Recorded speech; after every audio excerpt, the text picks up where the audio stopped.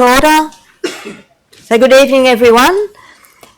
It's wonderful to see so many people here at Public Forum. Before we commence our public forum, please check that all your mobile phones are on silent, which I better do. So welcome to Public Forum, and it's the first time that our meeting will be held under the new Code of Meeting Practice. We got some technical issues again. Council adopted a new Code of Meeting Practice at our last meeting, and as our Code of Meeting Practice includes live streaming, I need to inform all present that your attendance at this meeting is taken as consent to the possibility that your image and or voice may be recorded and broadcast to the public via live stream. I'm going to ask the General Manager to frame tonight's new guidelines and to outline what the new public forum format is for everyone to understand, and that includes this is being broadcast, so for any viewing public.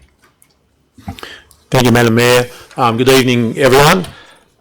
The Council at its last meeting adopted a new Code of Meeting Practice. Included in that was a range of best practice principles from the Office of Local Government, which Council also adopted as part of the way it actually operates its council meetings.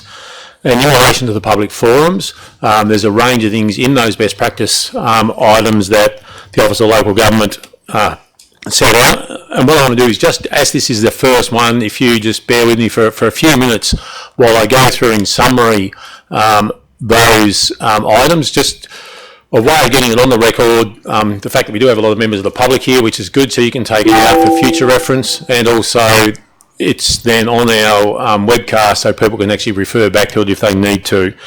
So I'm reading basically through a couple of the pages that are actually in our Code of Meeting Practice, which is also available on Council's website for future reference.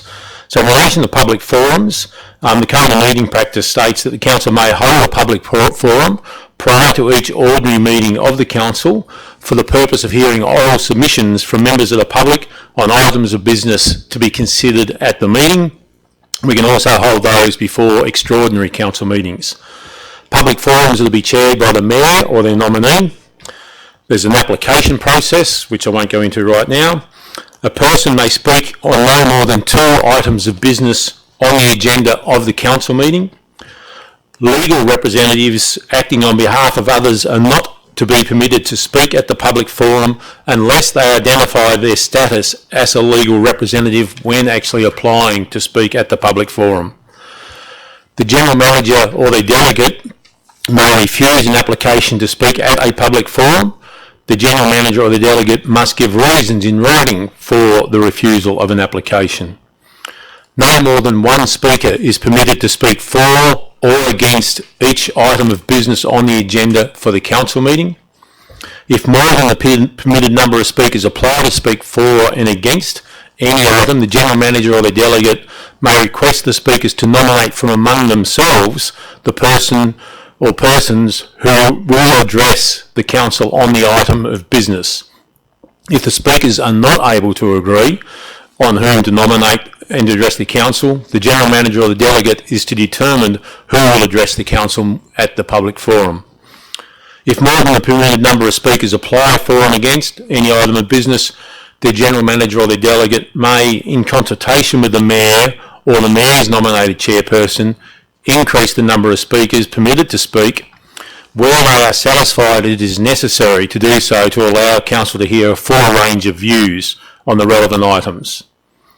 The General Manager is to adopt the order in which they are to address the public forum. What we've done for this meeting is we've simply put the speakers on in order of the items on the actual agenda. Each speaker will be allowed 5 minutes to address the Council.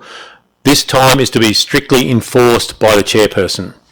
Speakers at public forums must not digress from the item on the agenda of the Council meeting that they have applied to address the Council on. If a speaker digresses on irrelevant matters, the chairperson is to direct the speaker not to do so. And if the speaker fails to observe the direction from the chairperson, the speaker will not be further heard. A councillor, including the chairperson, may, through the chairperson, ask questions of a speaker. following their address at a public forum. Questions put to the Speaker must be direct, succinct and without argument. Speakers are under no obligation to answer a question put to them, and if they do choose to answer, answers by the Speaker to each question are to be limited to no longer than 1 minute. Speakers at public forums cannot ask questions of council, councillors or council staff.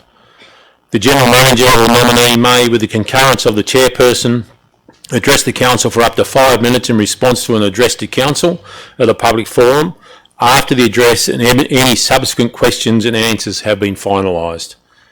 Where an address made at a public forum raises matters that require further consideration by Council staff, the General Manager may recommend that Council defer consideration of the matter pending the preparation of a further report. When addressing the Council, speakers at public forums must comply with this code and all other relevant Council codes, policies and procedures. Speakers must refrain from engaging in disorderly conduct, publicly alleging breaches of the Council's Code of Conduct, or making other potential defamatory statements. If the Chairperson considers that a speaker at a public forum has engaged in conduct of this type, the Chairperson may request the person to refrain from the inappropriate behaviour and to withdraw and unreservedly apologise for any inappropriate comments. Where the Speaker fails to comply with the Chairperson's request, the Chairperson may immediately require the person to stop speaking. When a Speaker engages in conduct of the type referred to above, the General Manager or their delegate may refuse further applications from that person to speak at public forums for such a period as the General Manager or their delegate considers appropriate. Councillors must declare, including the Mayor, must declare and manage any conflicts of interest they may have in relation to any item of business that is the subject of an address at the public forum in the same way as they are required to do so in our meetings. So councillors, that means any of these items today, if you've got a declaration of interest, we need to present that tonight as well. So they are, in summary, the clauses that are in the Code of Meeting Practice, and they are directly adopted from what the OLG have actually provided to all councillors in New South Wales. Thanks, Madam Mayor. Thank you, General Manager. It's this evening, I keep saying this morning. It's good that it's in the evening. I'm going to ask if councillors if there's any declarations of interest.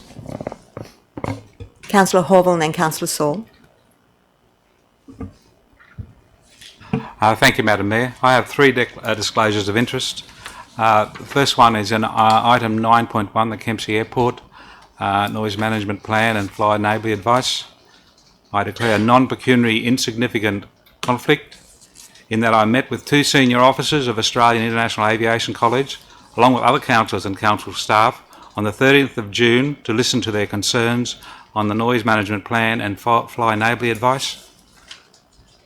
The second one on 9.1 Kempsey Airport fly neighbourly noise management plan and fly neighbourly advice.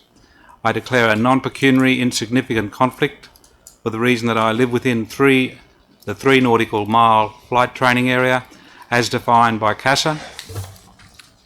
And the final one is a disclosure of interest on 9.2 Kempsey Regional Sale Yards, Strategic Future Management Options. I declare a non-pecuniary insignificant conflict for the reason that I was contacted by Mr John Moore, proponent of one of the options for the sale yards, and had lengthy discussions with him. Councillor Saul. Thank you, Madam Mayor. Madam Mayor, I disclose a non-pecuniary, non-significant interest in 9.2, the Kempsey Sale Yards, as I have property within the vicinity of the sale yards. Thank you, Councillor. This evening we have... Oh, sorry. Sorry, you couldn't see my light there. Thank you, Madam Mayor. I'd also like to declare a non-significant, non-pecuniary interest in 9.2 as a stakeholder of the sale yards. Thank you. Councillor Morris. Just the usual non-pecuniary, non-significant interest in that I myself live within 3 nautical miles of the airport and I have relatives that also live within that distance from the airport.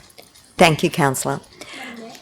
Point of clarification. Yes. Councillor. May I ask a point of clarification? Just on the declaration, a number of us were at the meeting with AIAC. It's normal business to hear input from various community members. That wouldn't constitute a conflict, would it? Could I be just interesting to hear your point of view, please? Through you, Madam Mayor, there was, I think, 2 items. One was relation to the airport, one was relation to meetings about the sale yards. Normal conversations and discussions where members of our community, businesses and that are actually discussing items of business with the councillors would not normally be required to be declared as matters of interest. Otherwise, we'd be doing that pretty well with every item. Thank you, General Manager. This evening we have 6 registered public speakers. I'm not sure whether they're all here, but we'll take them in the order. I'm going to read them out so that everyone in the gallery knows when their item that they're interested in, if not all of them, are coming up. The first item we have is item 9.1, which is Adam Ulrich. He will be speaking on the Kempsey Airport Noise Management Plan and the Fly Neighbourly Advice. He'll be speaking against that item. John Moore, item 9.2, Kempsey Regional Sale Yards Option Paper. He'll be speaking against. Diane Ann Marie Beisel, I think she is here. Proposed unformed road closure at Maria River. She'll be speaking against. There's Timothy Howes and Greg Hunter on the same item, speaking for. Gavin Landini, planning proposal at Kundabung, speaking for. And Paul Hallier, the tourist and visitor accommodation on item 10.2, will be speaking for. So we'll take the first item, which is Adam Ulrich. If Adam is here, thank you. He'll be speaking on agenda item 9.1, sorry. The time is on the screen. Thank you, Mr. Ulrich. Afternoon all. In principle, I think that the noise management plan and report from Council is a comprehensive piece of work and in general is a step in the right direction on addressing a number of issues I've been advocating for on behalf of the community for over 2 years. Today I am speaking as Chairperson of CARG against the item in its current form, as I think a few things need to be tidied up to align with the recommendations from TAG and the NMP. CARG was commissioned by Council to oversee this entire process. As Chairperson of CARG, I am concerned that there are incomplete processes at present, and I am again feeling as though we are rushing decisions regarding the NMP for no apparent reason. CARG were only briefed last Friday a week ago on a draft Council report, and due to time constraints were not able to review all of the attached documents, and the business papers were only released last Wednesday. Given that the report from staff is comprehensive, I feel it unsatisfactory that CARG have not been able to review all documents with Council staff prior to this meeting today. At the last CARG meeting, I requested evidence from Council and TAG as to why they have incorrectly applied an Australian standard on existing residents when its sole purpose is only to assist future land use planning. The author of that standard clearly states that it cannot be applied to existing residents, and I have yet to receive any documentation from Council regarding that request for evidence. I have 5 other concerns regarding incomplete processes for the URSA, which are as follows. Number 1, that recommendations provided by TAG in sections 512, 516, 517 and 5110 have not been adequately documented in the URSA.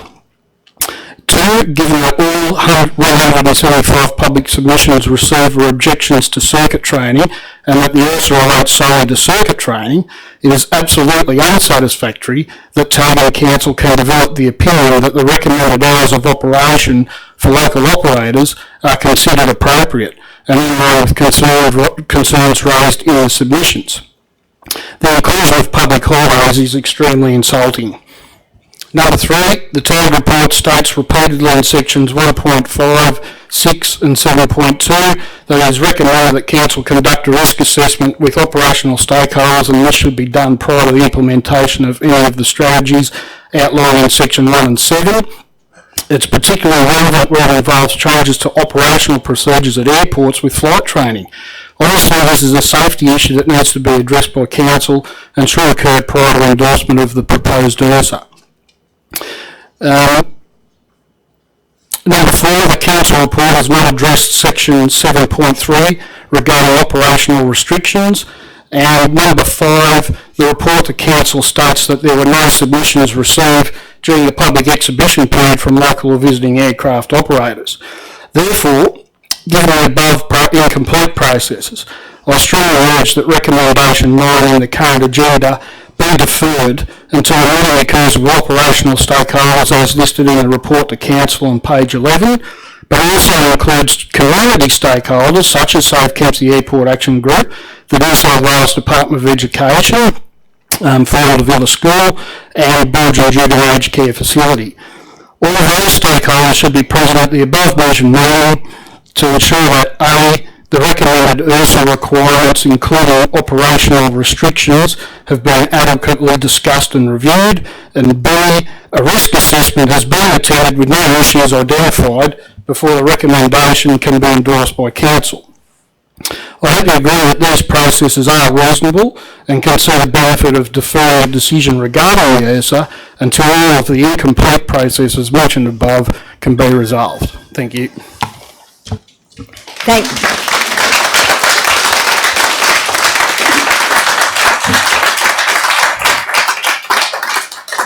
Thank you very much, Mr. Ulrich. Do I have any questions? Thank you, Councillor Hawthorne. Thank you, Madam Mayor. Adam, could you tell me how the present URSA provides noise abatement procedures for pilots? Well, we don't think it does. If you increase the hours to what they are as proposed in the URSA, it expands the operating hours and noise opportunity to generate noise. There's nothing in there about heights or flight paths or whether the plane should have mufflers on it or anything like that at all. And that's all the operational stuff that's covered in section 7.3 that needs to be included. Thank you. There's no further questions. Thank you very much. Yes, I did have another question. Yes, Madam. Sorry. thank you. Madam Mayor, I just had two questions. So, Adam, what do you understand under flight regulations and CASA's regulations, and I'm not too sure myself, what happens with aircraft that are non-compliant with an URSA? Do you know what happens in that situation? Not off the top of my head, but it's up to CASA to, as far as I'm aware, it's a safety breach and it has to be investigated by CASA. Okay, well, thank you. I'll take that up with council staff. Thank you. Thank you. Thank you. Just before you go, that's fine. Right? Yes, that's fine. Any right of reply? No? Thank you. Mr. Moore, Mr. John Moore, item 19.2, Kempsey Regional Sale Yards Option Paper. Thank you, Mr. Moore.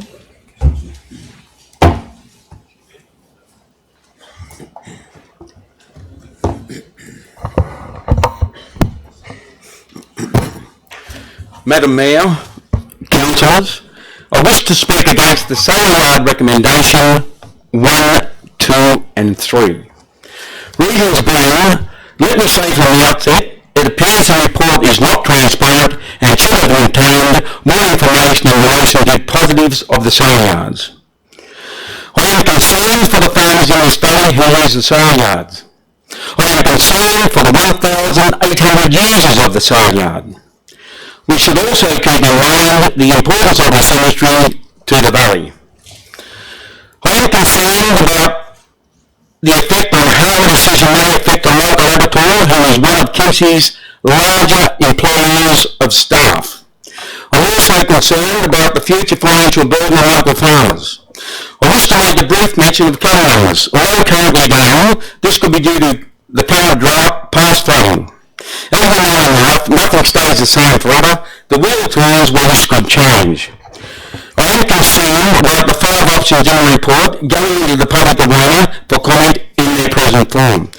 No one, I repeat, no one in this chamber knows what the end result will be after submissions and determination by council. Maybe the end result could be to move the sale yards from Kempsey to another town. This would be disastrous for the town of Kempsey. I'm sure there is a better option than handling the sale yard matter. I believe there are 30 council-owned sale yards in New South Wales with 6 operated by agents. Previously, in one of my presentations to the council, I stated that council is a business. As such, I believe council should be able to work out how to run the sale yard as a profit. I believe it shouldn't be too difficult to run the sale yard as a profit. If you look at Maxville, you have a couple of young men running the sale yard very successfully. After looking at the 2018 financials, I believe with some fine-tuning, input from the sale yard committee, Kempsey Shire yards could show a profit. The financials show a loss of $143,000. However, there is a depreciation figure of $106,000 in my report. I believe depreciation has not been direct incurring cost for 2018, moreover, an accountancy allowable write-off figure. In relation to GHD's report on future capital expenditure, I believe council should seek another opinion. At this point, I wish to talk about the report. I again repeat, the report does not appear to be transparent. Apart from the council employee, there is no mention of the numbers of people employed at the sale yards. This should be an important part of our report. There is a dot point mention of job losses within the sale option weakness. Currently, there are about 40 staff employed at the sale yards on sale days. One stock owner employs 26 farmers on a casual basis on sale days. 26 farmers that are farming through one of the toughest conditions in history. 26 farmers that are working at the sale yards to try and make ends meet. Also, I believe it is good for the mental health of farmers to get together on sale days. There is no mention in the report of financial support for $2 million to the cinema complex, which I support. The moratorium and development of 94 contribution funds that I also support. Library operations, swimming pool operations, sport cleaning field operations, boat running funding, airport maintenance. At this point, I wish to mention without the history of farmers and nestles, Kempsey would not be the town it is today. In this regard, I believe Kempsey Council owed the farmers a legacy of support. At this stage, I believe it would be unfair to put the 5 options to the community without pointing out more advantages, such as the sale yards creating jobs. In summing up, I have witnessed the angst of the Early Cinema Group as well as the Early Airport Group, with the publicity generated from these 2 groups. I don't believe it has been a good look for council and the town of Kempsey. I would not wish to see another upset group in town, example the Farmers of the Valley. At this stage, I would ask the councillors to not support the recommendation 1, 2, 3 in the report in its present form. Thank you. Thank you very much, Mr. Moore.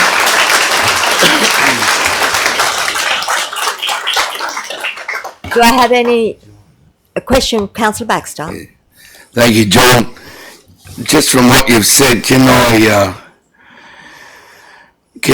conclude that you're saying some years ago the committee, Sale Yards committee, was disbanded? Are you saying that a reformation of the Sale Yards committee would help improve the profitability of the sale yards? Did you say that? Councillor Baxter, I believe that there should be a meeting with professional stakeholders in the sale yards. And I think 2 is better than 1. Get everyone together, get all their ideas, and just thrash it out and say, how can we make this work? I believe it is possible. Thank you, Councillor Morris, and then Councillor. Thanks, Mr. Madam Moore, maybe I misunderstood what you said, so I'd just like some clarification. You said that you are against options 1, 2 and 3 in their present form. So does that mean that you're only in favour of the sale yards either being sold or a new facility being developed, or do you want the options paper to be redeveloped to enhance the likelihood of maintain, upgrade or lease? Well, Councillor, by saying I'm against recommendations 1, 2 and 3, that's basically the whole report. And it's not up to me, I think it's up to council to make that decision, and then it's not up to me to say this is how it should be done. I think that should be a councillor's decision. Through you, Madam Mayor, and I'll just clarify what Mr Moore is saying. He's against the recommendations, not the options. It's actually, he's against the 3 recommendations, which is to put it on exhibition and everything, not the options Not 1, the 2 and 3. options. Yes. That's correct. Okay, That's I correct. thought he was against, No, he was against yes. the No. options. Yeah, no, it's actually the recommendations in the paper. The recommendations in the paper. Well, that is different because I read it that he was against the first, second and third option within the options paper, which means he's only in favour of selling or a new facility. Councillor Shields. Thanks, Madam Mayor. Thank you, Mr Moore. My question was slightly similar to Councillor Morris's in the sense that, so if you're against the recommendations of 1, 2 and 3, what would you like to see us do instead? Obviously, we have the 5 options that have been brought up through stakeholders, and council obviously want to know what people think. How do they want to move forward with the sale yards? Well, once What again, would you like to see? when I say against 1, 2, 3, I'm not talking about being against option 1, 2, 3. As you know, council, there are 5 options. No, sorry, of the recommendations. I'm saying, what would you like to see us do instead? Okay, well, I'd like to see this report go back to council, and I'd like to see it rejigged, and then come back in a more friendly user way. Because like I said, if this goes out to the public in its current form, it's opening a can of worms, and we don't know, no one knows what's going to happen in the future. Okay. So your concern is the wider community are not understanding the value of agriculture in our area and the value of the sale yards. Is that Well, correct? that would be part of it. Yeah. Okay. Councillor Hawthorne. Thank you, Madam Mayor. Mr Moore, what's the economic benefits that are missing from the reports, in your opinion? You're talking about employment, but is there anything else that's affecting the economic value of the sale yards that's not in the report, in your opinion? Council, good question. I believe it is. I think when we look at the sale yard day, we look at the amount of people that come to town to the sale yards, and I'm sure some come by to bring their wives, and they drop their wives off in town, they do a bit of retail therapy, spend some money, and then I also think that there's truck drivers that have come from Tamworth and from long distance, where they pop into town and have a meal or a coffee, so it could affect the spending in the town. Now, I can recall when I spoke here about the city, we were concerned about jobs. Well, I would have thought, hey, why are we here? This also is all about jobs, which could affect Kempsey CBD. Thank you. Any further questions? General Manager? Thank you. There's no further questions. Thank you. Do you want to exercise right of reply? Okay, just a couple of comments through you, Madam Mayor. In relation to the report, so people are clear, Mr Moore was speaking against the actual recommendations and not the actual options in the actual paper. The paper has been developed following pretty extensive analysis of the history of the operations of the sale yards. It also has involved user surveys, including staff being out on site during the sale days, and also a stakeholder workshop. Part of this process now is to get it out to the wider public. It is a very open and transparent process. In fact, the paper is now available to the public, as it has been for the last week since the agenda was actually published, along with the 6 appendices that outline a range of different things across the different options, the historical results, looking at capital improvements, the survey data, the overall financial analysis. So there has been quite extensive consultation to get it up to this stage. We see this as the next important stage, is to put it out to the broader public as well, to seek that feedback. And certainly if there's areas that are missing from any of that analysis, would certainly be very, very open to actually hearing that. We've received quite extensive feedback already from the user survey and from the stakeholders workshop. Just to clarify in relation to employment, council only employs very minimal staff. I think it's just one part-time staff member at the sale yards. The other staff are actually employed by the agents, but it is still local employment, which is part of what needs to be considered in relation to how we move forward with the sale yards. And just from an accounting process, council is required to actually factor in depreciation. We don't have an option on that. It's something we must factor in. So that's just an accounting requirement, and that is how things are calculated in terms of the net operating results for any of the businesses, and all of us that run businesses would be aware of that as a basic accounting process. So we'll work to the councils to do this. The other thing I would say is that clearly the council always have a very strong interest in this, given the amount of focus they've put on this and the resources they've actually put in, and hence this quite detailed report, and particularly the attachments that have actually come forward. And I'd certainly, should council resolve to put it on public exhibition, I'd certainly be encouraging the public to have a really good look and a good read, and provide any other feedback to us that they may wish to provide. Thank you, Madam Mayor. Thank you, General Manager. Madam Mayor, can I ask a question? Is it possible? Or is it not protocol? That's not, Tomorrow then. yeah. Item 9 Diana Anne Marie Baesol, proposed road, Marai River. Thank you. Yeah, hi You were everyone. speaking against. Thank you. Thank you. Hi everyone. My thing is to speak against the proposed closure of Marai River Road at Crescent Head, and also Kempsey Shire Council's recommendation for the closure and selling off of that particular public road. This notice went in the paper back in December last year, and residents were all supposed to be notified of that. Only one resident received a letter in regards to the possible closure. So, of course, a few residents and myself put against this to happen. That particular road closure, the new owner of that particular area, the land that leads off that road, actually started working on that road. What I'd like to know is, can Kempsey Shire Council confirm that the recent roadworks of this public roadway were not from Kempsey Shire Council funds? If not, can Kempsey Shire Council confirm where the funding came from to complete the works, and which legal approval was given for roadwork on the public road? And it's quite extensive. Do the recent roadworks on this road meet all safety and engineering standards, especially in key low-lying wetland areas where new pipes have been laid along this newly upgraded road? Did Kempsey Shire Council not approve or do the works on this public road? What liabilities are in question? Should a member of the public be harmed due to any possible faulty construction upgrades to this road? For example, if a member of the public, a landowner, had taken it upon himself or herself to perform works on a public road, who is liable? The person who instructed and paid for and performed those works, or Kempsey Shire Council? The next one is, can Kempsey Shire Council confirm that all necessary studies of the flow of natural wetland have met strict conditions of the coastal SEP, as upon inspection as early as yesterday and today, piping placed on this altered public road is not effective. Some concrete piping has been put in, only allowing for one-off flooding.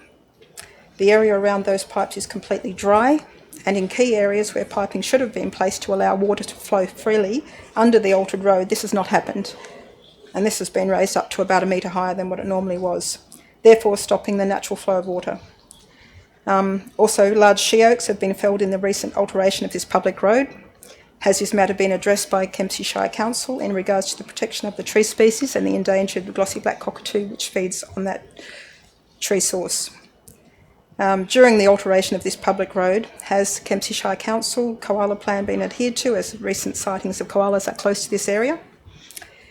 And owners of the adjoining property have also expressed a desire to buy the roadway as a direct property, requiring, and who have always used this access for cattle, and in flood times it would seem feasible that Kempsey Shire Council also give this long-term owner of the adjoining property, which is north of that area, the right to also bid for the current public road should Kempsey Shire Council decide this current public road. In closing, I'd like to ask that the closure and selling off of this particular public road, which is a recommendation from Council at present, needs further time for investigation of the above, especially in relation to the flow of water, which the alteration of this public road has changed, especially in such a key wetland area of such significant value. And impacts this and like this could have not only in relation to its close proximity to Connection Creek, but the whole of the mid-north coast. Thank you. Any questions? Thank you very much.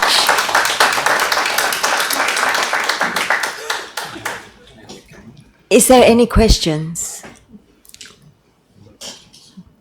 Councillor Baxter. Thank you, Maria. Am I right to interpret one of the reasons you want it kept a council road is fire access? That's right. It's always been a road access for fire, for emergency, and also for the property next door, which it has always used it as a working property, a tea tree plantation, and the locals always use that particular road. It's also a key habitat area for glossy black cockatoos. In the process of that road being changed, and I'm talking about a metre higher than what the normal road was, pipes have been placed underneath that. So many things have happened on that road, and it leads onto a person's property or the new owner of that property. And in the recommendations further along, council's recommendations, it lists here further to a review of aerial photography and on-ground inspection would indicate that the access along the surveyed road network would be restricted by vegetation. Access to the beach may be made, and I get this one, access to the beach may be being made, but probably outside the designated road corridor. So does that mean, it says the alternate access is shown on the plan in this attached report? Right. Okay. Those are the questions I have, and asking for extra time. Thank you. Councillor Horville. Yes, thank you for your address. Could you tell me, do you know of any public use of that land by any people who know it's a public road? Bird watchers particularly, some horse riders, but particularly the neighbours next, or the owners of the property next door to the north of that. And they do. And yes, and locals have always accessed that, and so have SCS, etc. in flood times. That particular stretch is very close to a point that floods, and where the pipes have been put, they are ineffective where they are at the moment. It's stopping the flow of water, the natural wetland flow through, and the other pipes that have been put there up higher on that ground are only for high flood times. Now, who authorised, I'm asking, who authorised those road materials to be put on that road? And we're talking a metre high. Who authorised putting those pipes in? We're talking about 4 or 5 pipes along that road. And there's more pipes sitting on the owner's property who did the work there. Where are they going to go? So just to be clear, the public road that's there, not being used as a roadway, it does give access to Point Plummer Road or the beach, does it? Not at the moment, but given that report from recommendation from council, there may be into other lands. Parks and other groups have always stopped that before because there's a high stand of she oaks, which are glossy black cockatoo feed trees, between that area and the ocean.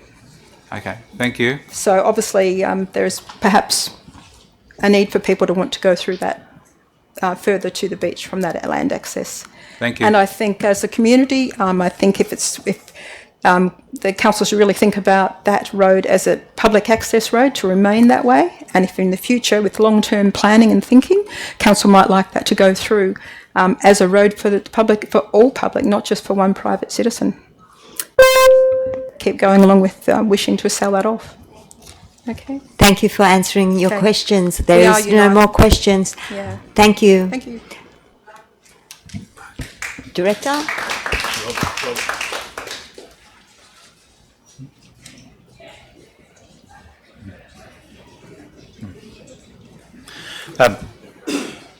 Through you, Madam Mayor, just wanted to address a few matters that were raised. Just in terms of notification requirements, certainly Council satisfied its requirements under the Roads Act.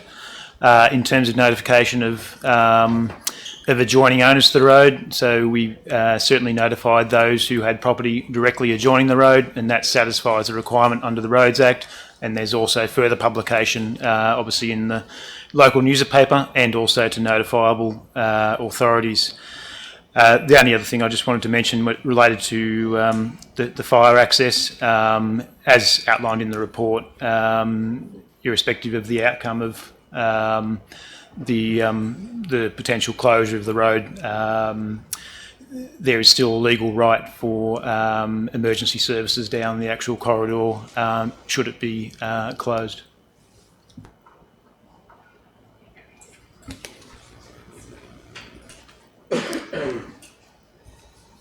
Speaking for the 9.7, we have Timothy Howes and Greg Hunter.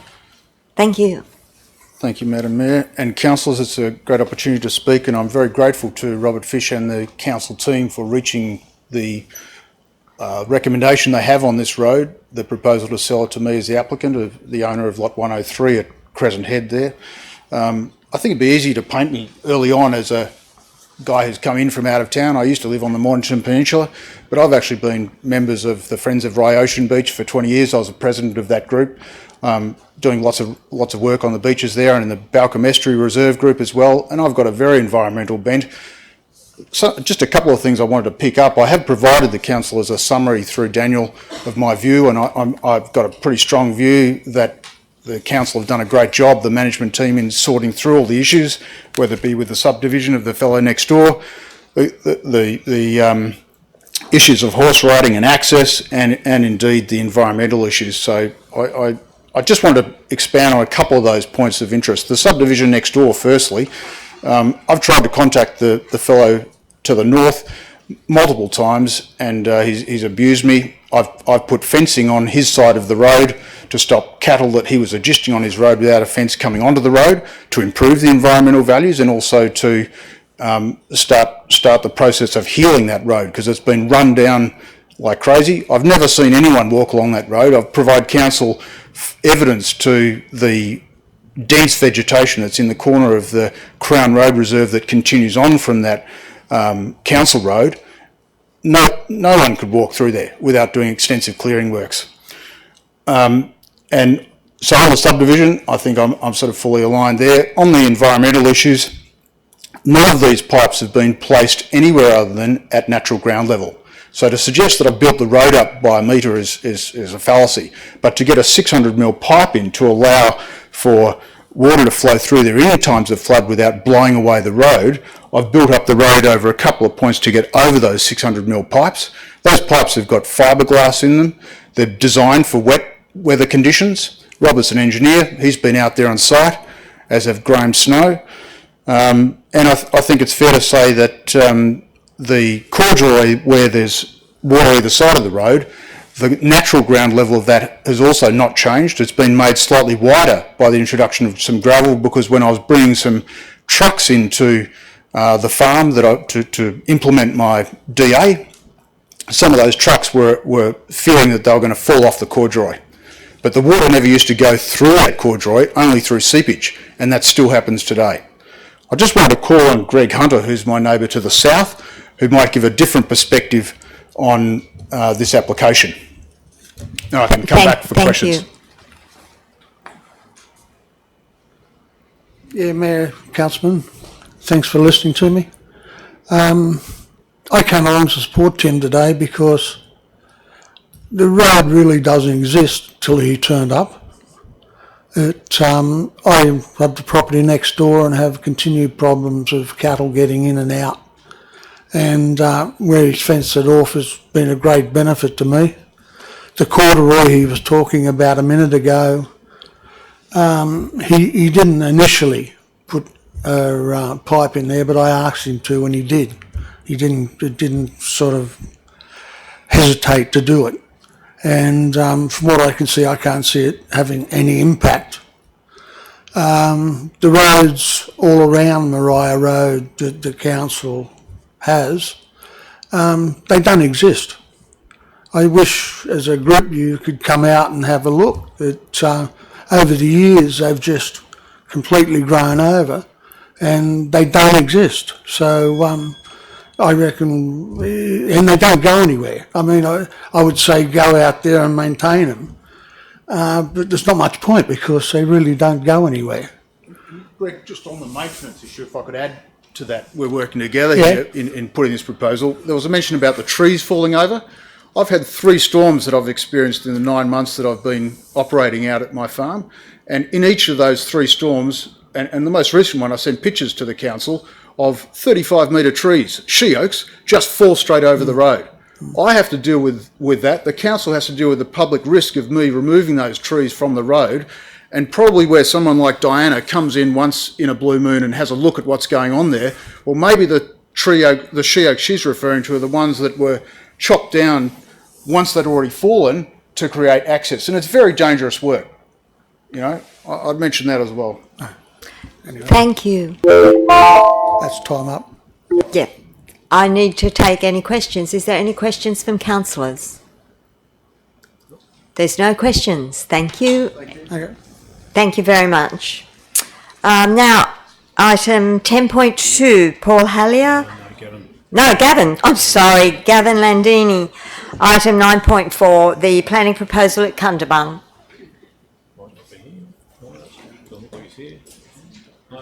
No, not there. So we'll go right on to item 10.2, which is Paul.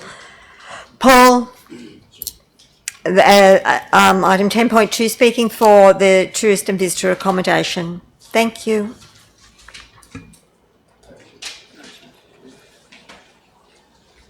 Thank you.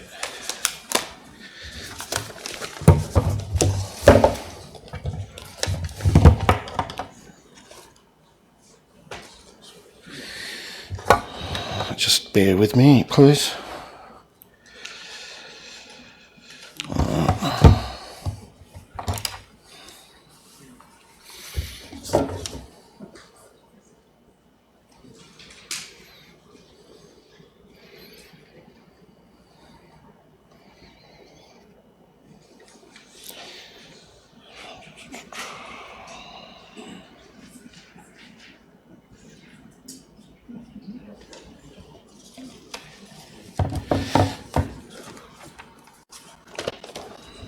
When you're ready. Just trying to get an extra couple of seconds out of that clock. Okay. Yes, I'm doing a short presentation in support of Councillor Baxter's motion in 10.2, and also introduce points that can assist, hopefully, in that outcome. While 76% of permanent occupation, there is a 76% occupation of houses in better than the 76% of houses are fully occupied. 70% is the New South Wales regional average. So Crescent Hill is in fact probably doing better than New South Wales regional area in terms of houses not permanent due to the holiday problems. So you either change that to be to use an estimate like Councillor Baxter wants to use, or you can increase the volume of permanent housing, which is a contentious point. So, working with the Crescent Head Master Plan, the challenge is that as tourism grows and the culture of the small village may disappear, you'll see this in the background stuff from Councillor Baxter. Rental properties become an investment opportunity but diminishes revitalisation of the community. We want an option for young home buyers to live and breathe new life into the community. The challenge is to build old, NRA, permanent and rental. There can be a vacancy tax applied as in Vancouver, which has improved the situation over there in 2 years. I have no idea what that means government-wise or anything else, but they've just gone bang.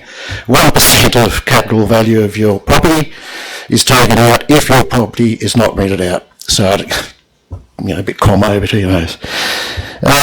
So that goes along with point 15 in the Crescent Head Master Plan, where it states that this particular thing has been looked at, a vacant holiday levy. It does work. The other is that you increase housing, like tiny house housing. First brought to my attention through this marvellous Coast Beat magazine, ironically, published by Goings. The dream, small houses the size of a caravan but a bit bigger, but more permanent with home luxury. Young being supplied, sprinkled through an enclosed, secure, well-landscaped area close to the CBD in Crescent Head.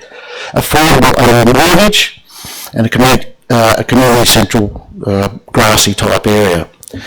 The community space and central communal area was landscape design, sustainable, solar power, battery power, water tanks, sewage. Don't know about that one if you wanted to be completely off the grid. Whereabouts? Okay, whereabouts would be. Everybody in Crescent Head, hold your breath. In an area, preferably use the list, an area that requires minimal tree lopping or can improve the aesthetics, close to the CBD. Walking options to reduce traffic and carbon emissions. If we go to the Crescent Head master planning investigation zones, I've circled on a paper or something that's been given to you, the football ground next to the public school. I don't know if that's actually council owned or state government owned or what, but it's on there, so I circled it because that's just an empty football field, a couple of golfers hit golf balls up and down there, and that's it. The community could benefit because you'd have 2 people per tiny home. How would this work? 30 miniature homes, cost to an investor would be 90,000 each. The total above ground for 30 would be 2.7 million. Raised ground and landscaping, these numbers are just done on the back of an envelope. To raise the ground and landscaping, cost to borrow is I don't know. The cost to a borrower would be 200,000. So the above ground return 6 million. So we've made a profit, a very good handy profit. The advantage to a borrower who at the end of the day, a borrower would be a person that's been in at least 3 years employment, or a borrower that has gone through university with some tenure and has permanent employment. $200,000 loan is $210 a week. The average rent in Crescent Head at the moment is $320 a week. They're saving themselves $110 a week to put aside for their own mortgage for a proper house down the track. 5-year tenure. Beyond 5 years, it gets sold back to the organisation, bought back by the organisation again, who redo that again for another 30 people. Continually allowing the village and your people a permanent place to live. Thank you very much, Mr. I'm Mr. Bell. Okay. Questions, Councillor Baxter. Thank you, Paul, for that vision of the future, and that's exactly what we've been talking about, getting some long-term strategy going in the valley. And when you talk about, can I just ask you this question, when you're talking about